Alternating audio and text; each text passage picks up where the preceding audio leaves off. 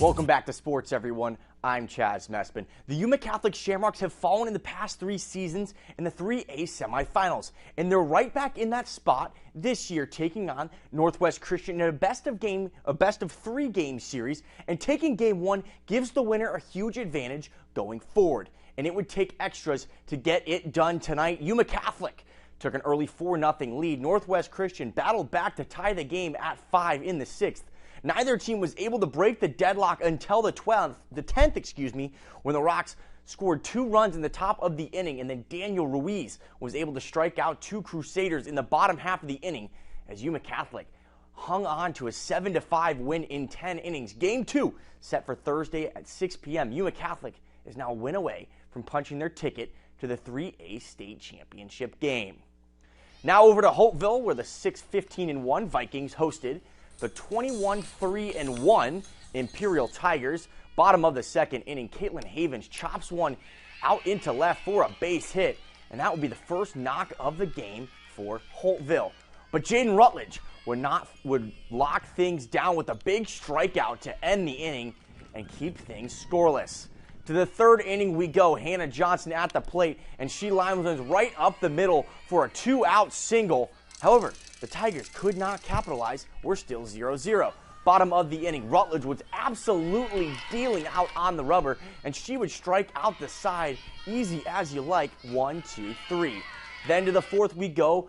Brooke Strom would hit Addison Clark with the bases loaded to score the opening run of the ballgame. Holtville couldn't get the bats going as Imperial takes home a 3-0 victory. Over to the baseball diamond now in Holtville, where the Vikings played host to the 19-7 Southwest Eagles. 2nd inning, Eagles up 2-0. Jesus Areola rips a grounder into left. That's going to be a hit. Kenneth Urquides and Jose Salcido will both come in to score as Southwest doubles their lead. Next at bat, Leo Olia grounds one over to short. Deion Johnston gloves it, but his throw to second is low. It gets out into right field. Nico Montano capitalizes on the air, and it's 5-0 Eagles. To the 3rd we go. Nico Trujillo sends one down the right field line. That one's going to get down fair for a lead-off single. Later in the inning, Trujillo over to 2nd. Nehemiah Gutierrez pops up towards shallow right field. Salcido chases it, makes the catch. Oh, that's the wrong one. We got the same hit. Now we go right back to it. Now we got the pop-up towards shallow right. Salcido giving chase, makes the over-the-head catch. Nice snag there. And Trujillo gets over to 3rd, though, but Chance Bermudez and the Eagles will lock things down defensively, and their bats would just explode in this one, and the Eagles get win number 20, taking it 20-1. Central senior Trip Duarte has qualified for the CIF State Championships this weekend. He is the San Diego section's fastest 50 free qualifier and the 3rd fastest in the 100 free qualifier, and he's now earned an automatic bid to the state championships. Congrats, Trip, and good luck at the championships. Yuma was the 2nd stop on the Wildcat Welcome Tour, where Arizona Athletic Director Desiree Reed-Francois and multiple Arizona coaches met with fans and alumni yesterday. And I had the chance to speak with the Wildcats' newly appointed AD about the tour and the school's imminent move to the Big 12. It's wonderful to be out here in Yuma, and so thank you for having me. What a beautiful location, and we want to get to know our fans. We want to hear from them, and for us to achieve the championships that we all want, we can't do it by ourselves. We got to do it together. We ask a lot of our fans, come to our games, buy our tickets, donate, and so we want to get to them and say thank you.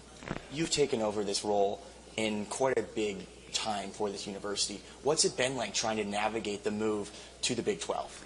It's been fantastic. You know, the staff, I inherited a group of people who worked really hard to make sure that they were prepared to join the Big 12, and so now it's just implementing those plans. This is going to be so much fun to see football at a different level. It's a great basketball conference, as you know, but to be able to go and experience some of these traditions at new places, it's exciting.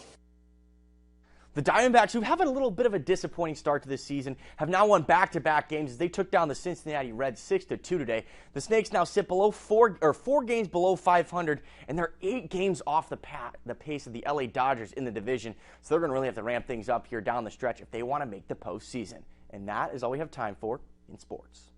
There definitely is like that little sibling rivalry.